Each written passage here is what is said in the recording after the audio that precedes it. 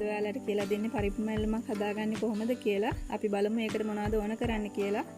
මම මෙතන ගත්ත පරිප්පු කෝප භාගයයි පොල් ගෙඩියක ගාගත්ත පොල් ඔයාලා ගනිද්දි ලා පොල් ගෙඩියක පොල් ගා ගන්න. එතකොට මේක ගොඩක් රසයි.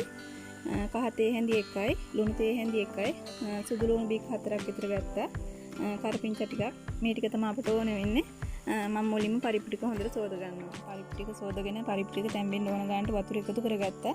මම මේකට ආයේ ලුණු තේ හැඳි භාගයක් විතර එකතු කරනවා.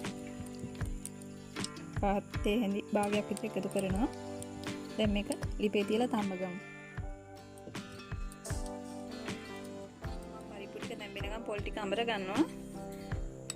සුදු ලුණු ටික, ඉතුරු කහ ටික, ලුණු ටික මේ ටික අඹර ගමු මුලින්ම.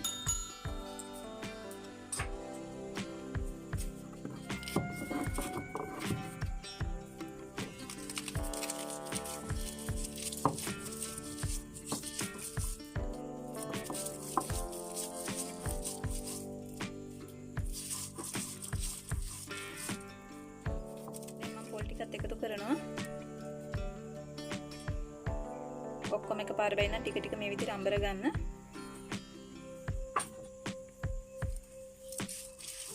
ඔයාලට මේක බ්ලෙන්ඩර් කරගන්නත් පුළුවන්.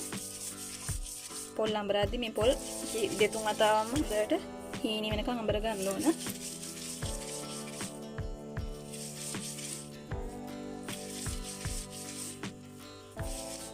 ඉතින් මම අඹරගත්ත පොල් ටික මේ විදිහට හීනීටම අඹර ගන්න ඕන.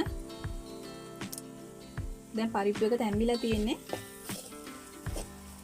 දැන් මම මේ පොල් ටික මේකට එකතු කරනවා. දැන් මේක හොඳට මේ විදිහට කලවම් කරගන්න.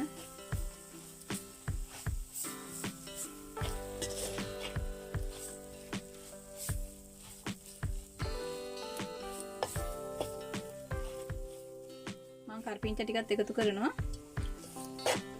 ඒ ටිකක් දාලා මේක හොඳට මේ විදිහට කලවම් කරගන්න. මේ වෙලාවේ ඔයාලා රස බලන්න ලුණු රස එහෙම මදි නම් ලුණු ටිකක් එකතු කරගන්න. මේ විදිහට පොල් එකතු කරලා විනාඩි 2ක් විතර ලිපේ තියාගත්තාම ඇති.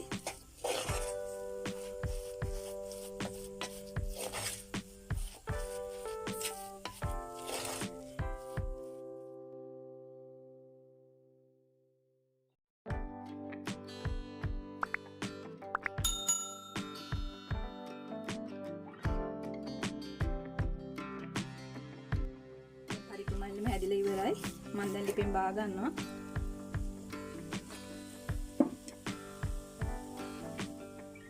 මේ තියෙන්නේ මම හදාගත්ත පරිප්පු මැල්ලුම. මේක ගොඩාක් රසයි. විනාඩි කිහිපයකින් හදා ගන්න පුළුවන්. ගොඩක් අය මේ විදිහට හදලා නැතුව ඇති. ඔයාලත් හදලා බලන්න. මගේ වීඩියෝ එක හොඳයි නම් ලයික් කරන්න, ෂෙයා කරන්න. මේ වගේම රසවත් වීඩියෝ එකකින් මම ඔයාලා හමු වෙන්න එන්නම්. ඔයාලට සුබ දවසක්.